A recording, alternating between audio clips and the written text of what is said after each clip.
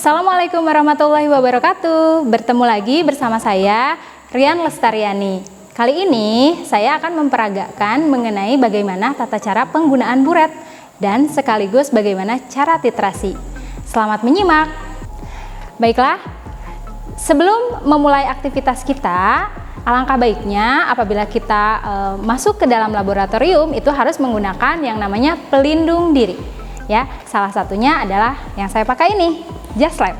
Kemudian sarung tangan dan juga masker. Oke, sebelumnya ini adalah alat yang akan kita gunakan untuk melakukan titrasi. Nah, yang ini namanya statip, penyangga buret. Kemudian yang ini adalah buret. Buret memiliki bagian-bagiannya, ya. Yang di atas ini ada bagian atasnya, kemudian yang di bawah ada berupa kran untuk mengalirkan regen yang berupa cairan. Seperti itu, ya. Kemudian ada juga skala, ya, dan juga meniskus nanti ketika kita akan membaca cairan berapa mililiter yang dipakai untuk titrasi. Selanjutnya, bagaimana cara menggunakan buret? Yang pertama, kita harus pastikan dulu buret dalam keadaan bersih, ya. Setelah itu kita bilas, ya, dengan larutan yang akan kita gunakan tersebut. Misalnya ini kita akan menggunakan NaOH. Kita bilas terlebih dahulu, kita pastikan buretnya dalam keadaan baik, tidak bocor. Nah, seperti ini ya. Jangan lupa siapkan pembuangan. Ini tempat untuk membuang cairan yang sudah tidak terpakai. Kita pastikan, ya. Setelah itu kita bilas, kita putar-putar ke seluruh bagian, ya. Perhatikan ini cairannya mengalir ke seluruh buret. Nah, seperti ini. Lalu kita buang, kita bilas semuanya.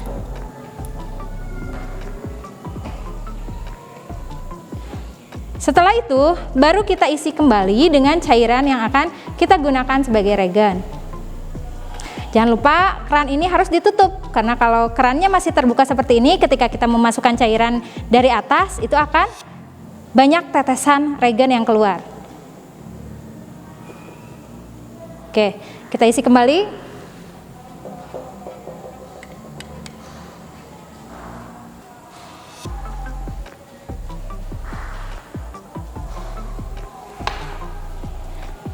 Jangan dulu diisi penuh, karena kita akan memastikan si buret ini saat terisi regen, gelembung udaranya harus hilang atau kita harus hilangkan. Seperti ini caranya, ya. Nah, seperti ini mudah ya, insya Allah kalian juga bisa menghilangkan gelembungnya dengan mudah. Nah, kenapa gelembungnya harus dihilangkan?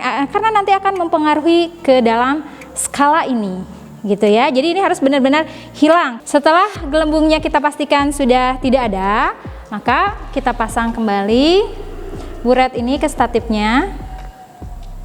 Kemudian diisi sampai tanda 0. Siapkan buangan,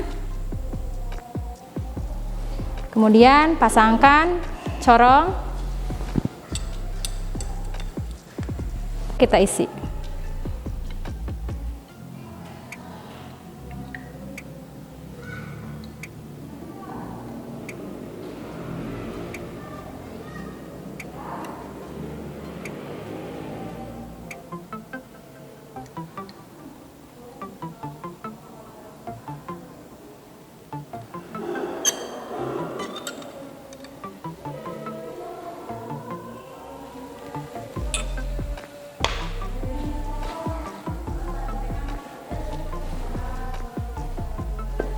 Oke, ini kan masih ada kelebihan.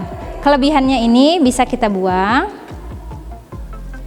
dan disesuaikan hingga tanda 0, ya. Karena ini cairan bening, ya, maka kita dilihat dari meniskusnya atau cekungannya itu dilihat dari yang paling bawah. Pelan-pelan kerannya kita buka sambil dibuang. Op, ya, sudah. Baik, sekarang buret ini sudah siap untuk digunakan dengan ada regen yang ada di dalamnya, ya. Yang tadi saya isi adalah larutan NaOH atau natrium hidroksida. Tentunya kita harus sudah melakukan standarisasi atau sudah mengetahui berapa kemolaran dari larutan tersebut. Kemudian kita akan melakukan titrasi. Saya sudah menyiapkan larutan titrasi berikut ini adalah merupakan asam asetat yang digunakan, ya. Jangan lupa tambahkan indikator di dalamnya, ya. Di sini sudah ditambahkan indikator fenolphthalein. Nah, nanti kita akan melihat apa yang terjadi setelah asam asetat ini dititrasi dengan natrium hidroksida.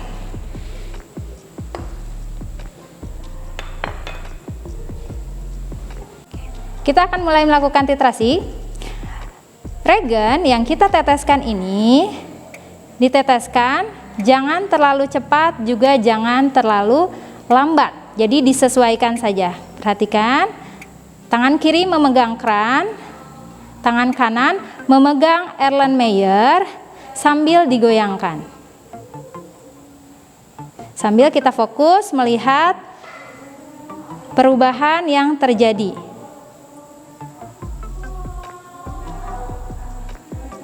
Nah, di sini sudah terlihat perubahannya, ya. Kalau kita ingin jelas melihat perubahannya, itu kita bisa gunakan kertas yang berwarna putih. Sudah terlihat ya?